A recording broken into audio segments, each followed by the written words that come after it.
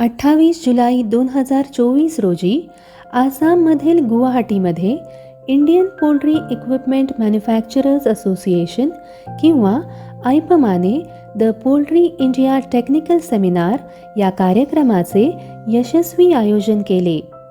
Poultry पंच publications आणि Assam poultry associations या संस्थांनीही या कार्यक्रमासाठी सहाय्य केलं.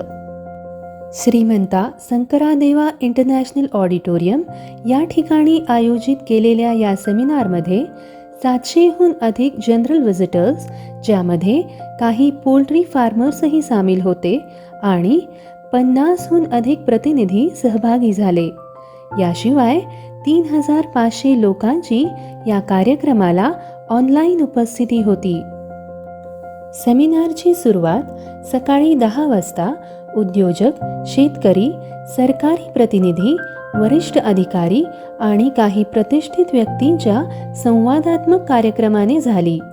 सेमिनारचा संपूर्ण भर भारतातील प्रोटीनची कमी दूर करण्यासाठी पोल्ट्री प्रोटीनला भारतीय आहारातील आवश्यक घटक बनवणे आणि शेतकऱ्यांना पोल्ट्री उत्पादन सुधारण्यासाठी आधुनिक ज्ञान देण्यावर होता.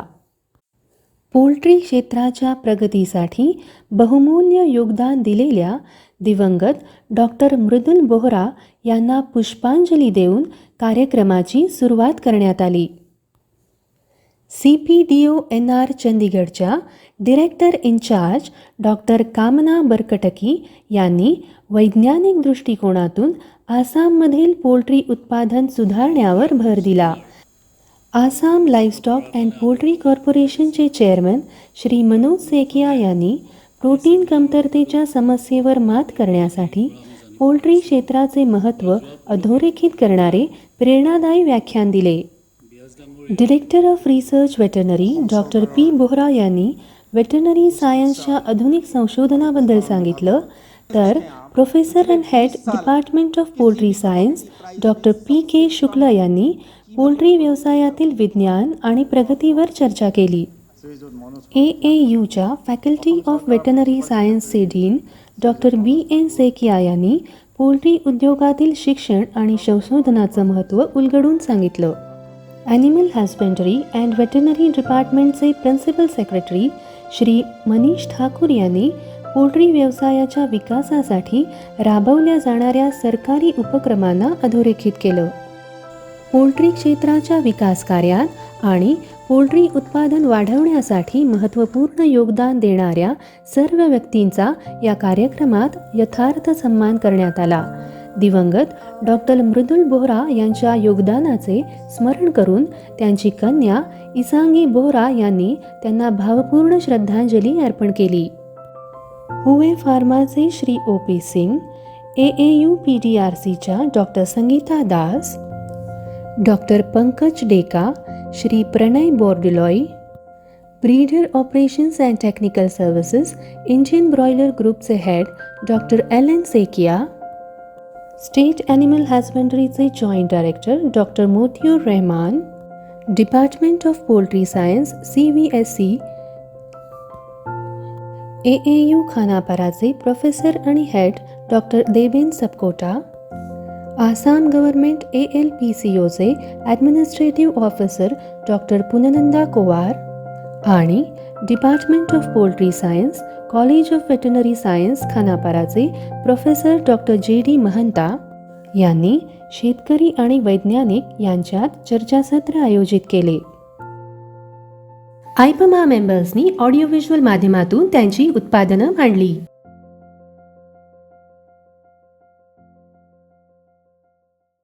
इंटरफेस आणि सेफ वेटमेड इंडिया या कंपनीजनी प्रेझेंटेशन्सही प्रस्तुत केली. आसामी भाषेत प्रसारित केल्यामुळे जास्तीत जास्त शेतकऱ्यांना कार्यक्रमाचा लाभ घेता आला.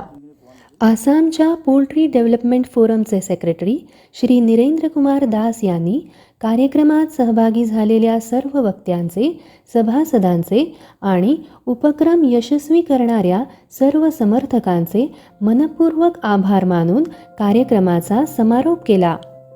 सेमिनारला मिळालेल्या उत्स्फूर्त प्रतिसाद आणि सहभागामुळे या उपक्रमाचं महत्त्व अधोरेखित झालं आणि भारतातल्या प्रोटीन क्रांतीला एक नवीन उमेद मिळाली.